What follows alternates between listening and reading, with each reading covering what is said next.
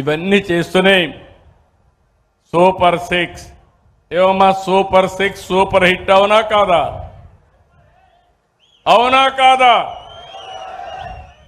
గట్టిగా చెప్పండి తల్లి, మీకోసం ఎంతో కష్టపడుతున్నాం.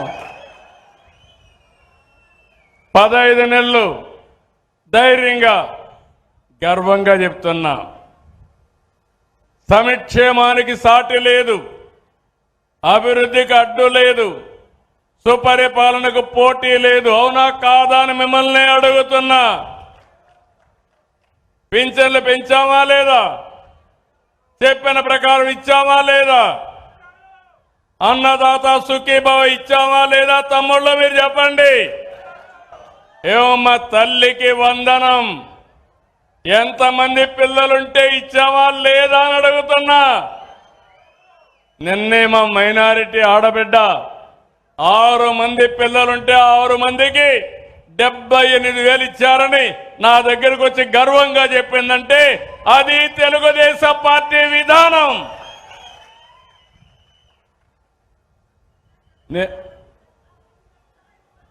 ఏమా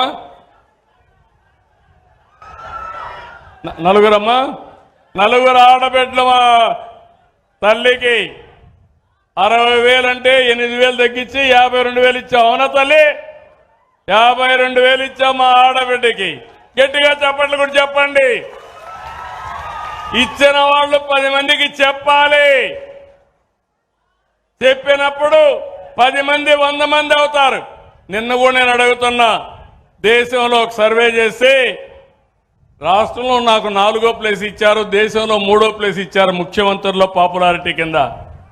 ఎందుకు మొదటి స్థానం చెప్పలేకపోయారని మిమ్మల్ని అడుగుతున్నా. నేను నా బలగం మీరే. మీరు నన్ను ఆశీర్వదించండి, కొండనైనా సరే బద్దలు చేసే శక్తి మాకు వస్తుంది.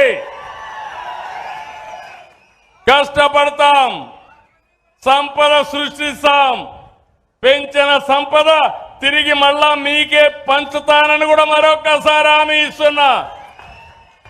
ఇది నిరంతరం మనం చేసుకోవాల్సిన అవసరం ఉంది. అన్నా క్యాంటీన్లు పెట్టామా లేదా? ఏమ్మా దీపం ఇచ్చామా లేదా?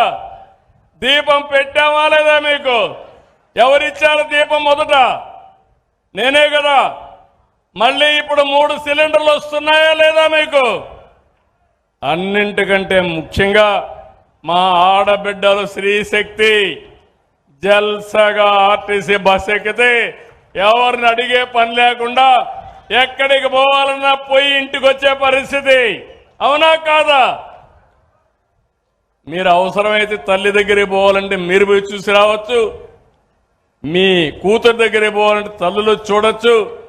పెద్దవాళ్ళందరూ కొంచెం కావాలి తిరగాలంటే రాష్ట్రం మొత్తం ఒక 20 రోజులు ప్రోగ్రాం పెట్టుకొని అన్ని పుణ్యక్షేత్రాలు తిరిగి అదే సమయంలో అన్నా క్యాంటీన్లో దేవాలయాల్లో భోజనం కూడా పెడుతున్నాం.